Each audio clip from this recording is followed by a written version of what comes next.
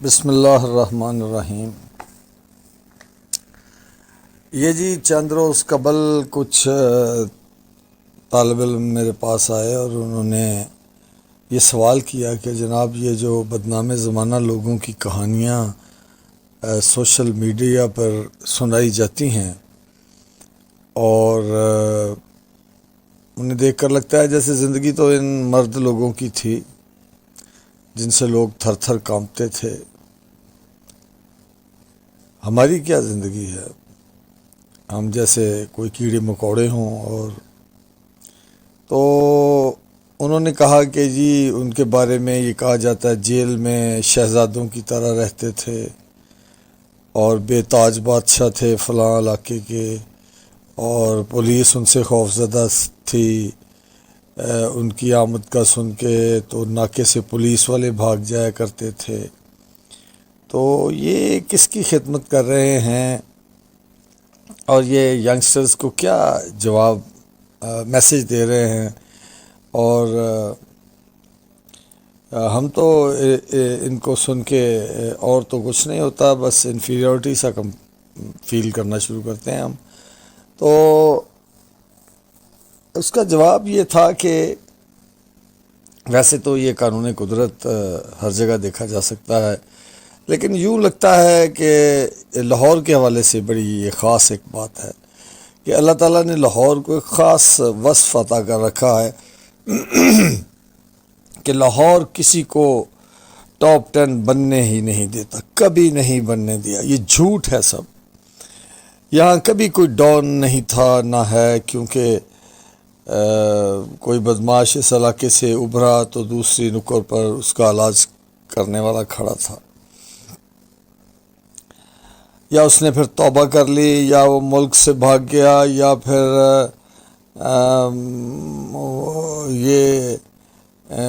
وہ گریو یارڈ میں چلا گیا۔ لاہور نے اس کو ڈائجسٹ نہیں کیا۔ تو اصل میں لاہور جو تھا یہ اللہ تعالیٰ نے اس کو باغوں اور کالجوں کا شہر بنایا تھا، سیٹ آف لرننگ ہے یہ، لوگ یہاں آتے رہے، اور جو اچھے لوگ تھے لاہور نے ان کو اپنی پلکوں پر بڑی عزت کی لاہوریوں نے ان کی، جیسے حضرت علی حجویری افغانستان سے آئے، علامہ اقبال سیالکوٹ سے آئے، فیض احمد فیض نارووال سے آئے، گورنمنٹ کالج لاہور میں کریم یہاں پر ملک کی آتی رہی، ذہین نوجوانوں کی یہیں رہ گئے وہ، اور لاہور کے باشندوں نے ان کی بڑی قدر کی، آج بھی بہت ان کی عزت ہے۔ تو یہاں لاہور میں جس بھی شخص نے بدماش بن کر لوگوں کو دبانا چاہا تو لاہور کی فضاؤں نے دیکھا کہ عین شباب میں اسے قدرت نے زیر زمین کر دیا۔ یہ بات بھی ٹھیک ہے کہ ان لوگوں کو کسی نہ کسی ظلم نے یا پولیس کے ناروا رویہ نے بدماش بنا دیا ہوگا، لیکن وہ پھر حدود کراس کرنے لگے اور ناجائز دولت کی لت پڑ گئی۔ لوگ جب ان سے کچھ خوفزدہ ہوئے تو انہوں نے بھتہ خوری شروع کر دی،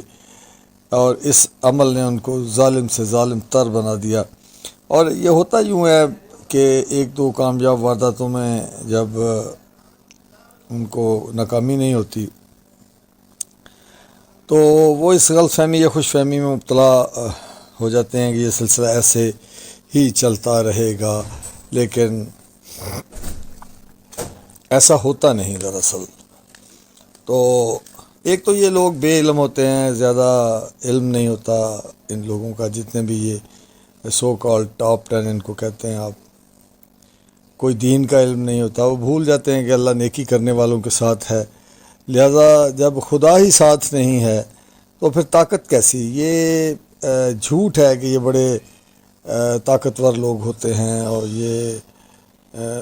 دراصل یہ خدا سے دوری پر ہوتے ہیں، جس کی وجہ سے، اور جو خدا سے دور ہوگا خوف اس کی سزا ہے۔ تو بڑی دلچسپ بات یہ ہے کہ جن کے بارے میں لوگوں کو یہ بتایا جاتا ہے کہ سارا علاقہ ان سے خوف کھاتا تھا، وہ خود ہمیشہ خوف کی کیفیت میں رہنے والے لوگ تھے، اور اگر اب بھی کوئی ہے تو وہ خوف کی کیفیت میں ہے۔ دراصل خوف کی یہ انتہائی کیفیتیں جو ہیں ان میں ان لوگوں کو ہمیشہ اپنی عزت کا ڈر رہتا ہے کہ اب ہماری جو بن گئی ہے یہ کہیں خراب نہ ہو جائے، اور دشمن کی اچانک گولی کا ڈر رہتا ہے ان کو، مفروری میں گھر والوں کے ساتھ کوئی ممکنہ زیادتی کا ڈر رہتا ہے، اپنے گرفتار ہو کر تشدد کے عمل سے گزرنے کا ڈر رہتا ہے ان کو، کیونکہ ان کا کوئی باقاعدہ کاروبار تو ہوتا نہیں، لہذا غربت کا ڈر رہتا ہے ان کو، اور اولاد کی انسیکیورٹی کا ڈر رہتا ہے ان کو، اور پھر ان کو باہر بھیجتے ہیں، پھر ان کو اچھے اداروں میں بھیجتے ہیں پڑھنے کے لیے، اور لوگوں کے ساتھ پھر انہوں نے مظالم کیے ہوتے ہیں تو قدرت کی طرف سے سزا کا ڈر ان کو، آخرت میں جہنم کی آگ کا ڈر ان کو، عذاب کا ڈر ان کو، دنیا میں پولیس مقابلے کا ڈر ان کو، موت کا ڈر ان کو۔ تو یہ کیسے دلیر آدمی ہو سکتے ہیں؟ یہ سب فضول باتیں ہیں، یہ تو خوف تھے جن کا میں نے آپ سے ذکر کیا، جن میں یہ لوگ مبتلا ہوتے ہیں۔ اگر ان سے یہ انکار کریں گے یا کوئی انکار کرے گا تو وہ جھوٹ بولے گا۔ تو اس کے ساتھ ساتھ اب یہ لوگ کن کن غمرات سے گزرتے ہیں، تو کیونکہ قرآن پاک میں آپ دیکھیں کہ لکھا ہوا ہے کہ اللہ کے دوستوں کو، یعنی کہ جو اللہ کی بتائی ہوئی ہدایت کے مطابق عمل کرے گا اس دنیا میں اپنی زندگی بسر کرے گا، نہ کوئی خوف ہوگا اس کو اور نہ غم۔ تو اوپر تو ہم نے ذکر کیا کہ چونکہ یہ اللہ سے دوری پہ ہوتے ہیں تو خوف ان کے یہ ہیں، اور یہ بدترین خوف کی کیفیت کے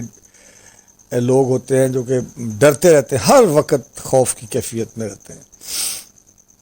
اب یہ کن کن غموں سے گزرتے ہیں وہ آپ دیکھیں کہ کسی بھی بڑے بدماش کے گھر میں آپ دیکھیں گے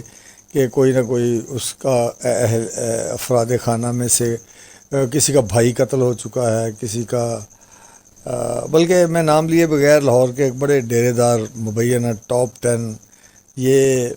3 بھائی تھے، تینوں قتل۔ اب ان کی مطلب بچے ہوں گے بیچارے اور یتیم وہ۔ اچھا، پھر آپ یہ دیکھیں گے جب ان کو پولیس وین میں ان کو پولیس مقابلے کے لیے لے جایا جاتا ہے، آنکھوں پر پٹی اور پاؤں میں چیرے دے دیے جاتے ہیں۔ چیرے اس لیے دیتے ہیں تاکہ وہ بھاگ نہ سکیں۔ ایک ایک لمحہ غم کا ایسا پہاڑ ہے اس وقت، یہ ویلاگرز نہیں بتائیں گے کہ اس وقت انہوں نے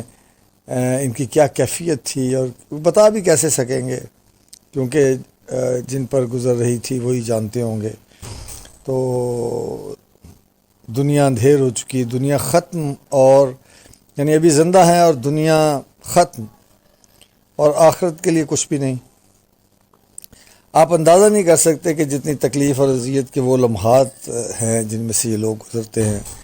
اور پھر میں اگین یہاں پر نام لیے بغیر آپ کو یہ بتاؤں کہ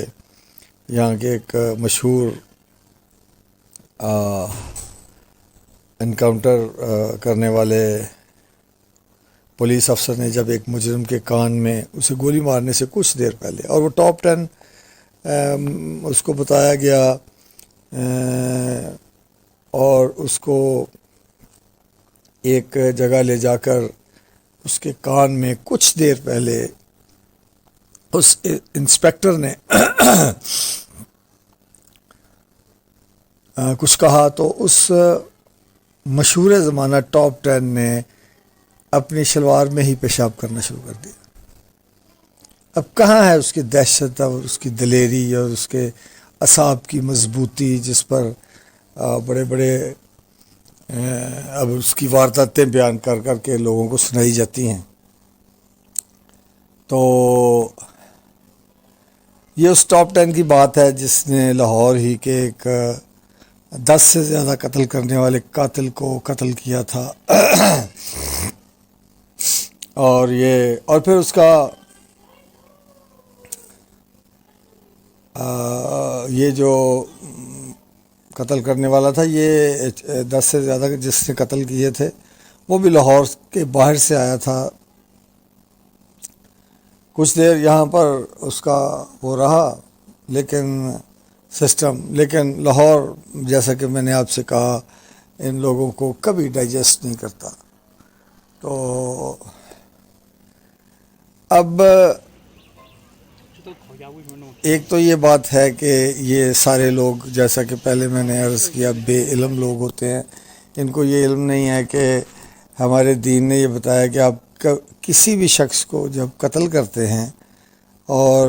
وہ واجب القتل نہیں ہوتا تو آپ کبھی بھی جہنم سے باہر نہیں آئیں گے. ہمیشہ کی جہنم کی سزا ہے. اور حتیٰ کہ آپ کسی بے گناہ غیر مسلم کو بھی قتل کریں گے تو ہمیشہ دوزخ میں رہیں گے.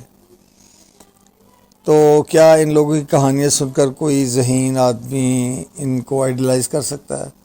بالکل نہیں. اور میں سمجھتا ہوں کہ کوئی بھی حساس یا ضمیر کی جس میں کوئی رمق باقی ہے وہ سوائے عبرت کے کچھ حاصل نہیں کرے گا. تو خواہ ان کی جتنی مرضی آپ تعریفیں کریں. میں یہ ذاتی طور پر سمجھتا ہوں کہ ہمارے ویلاگرز جو ہیں وہ جب ان کے بارے میں ڈسکرپشن دے رہے ہوتے ہیں تو ایک دو فقرے تو بول دیتے ہیں ان کی حوالے سے عبرت کے، لیکن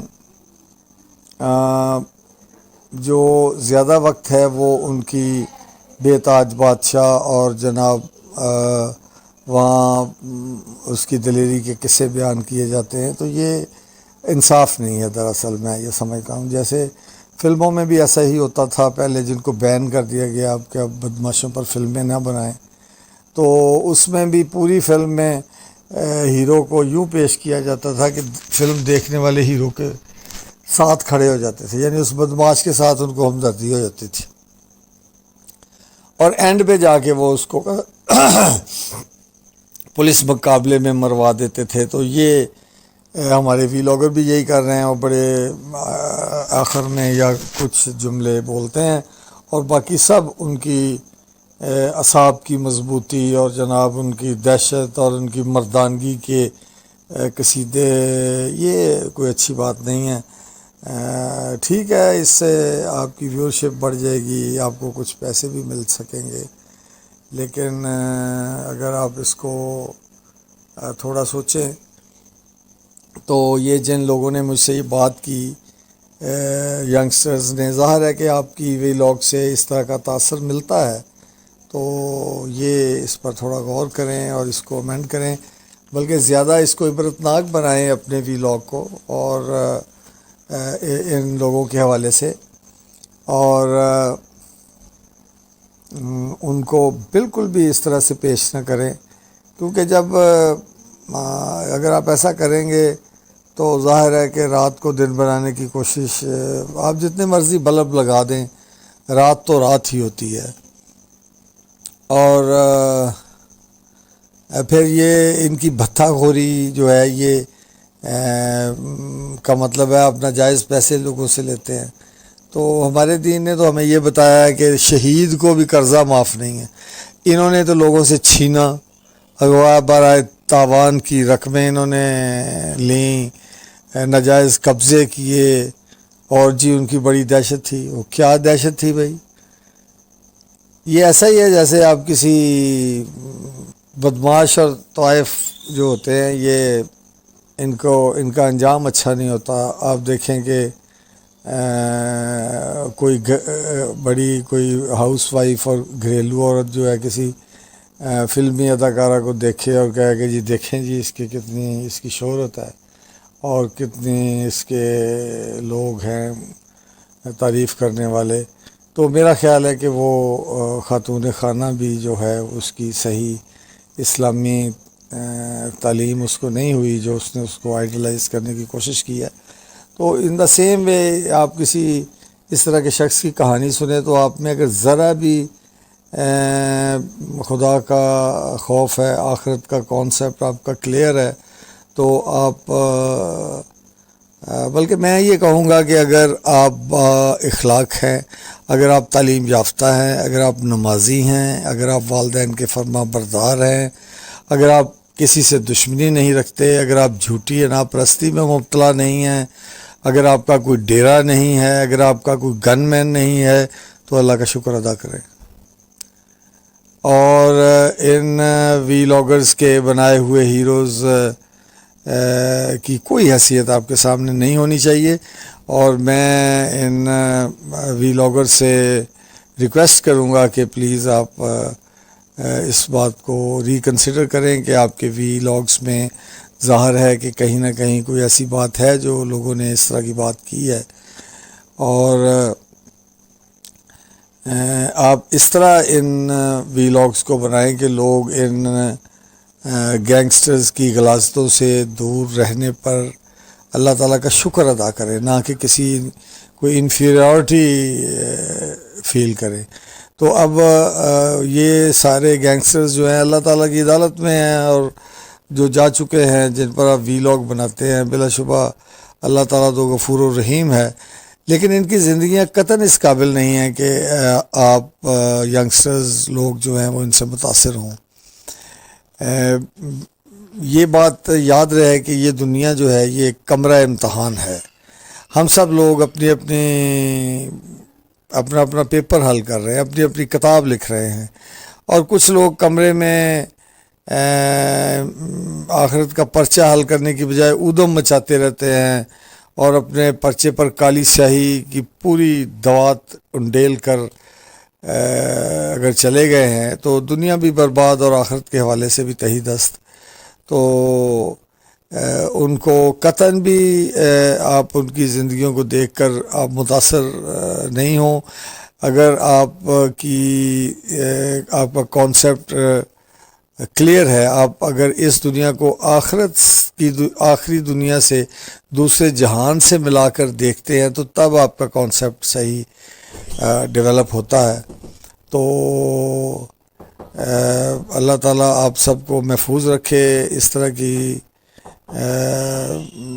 بات سے کہ آپ ان سے متاثر ہوں، اور اللہ تعالیٰ آپ کو ان لوگوں میں شامل کرے جن کے بارے میں قرآن کہتا ہے کہ اللہ کے دوستوں کو نہ کوئی خوف نہ غم۔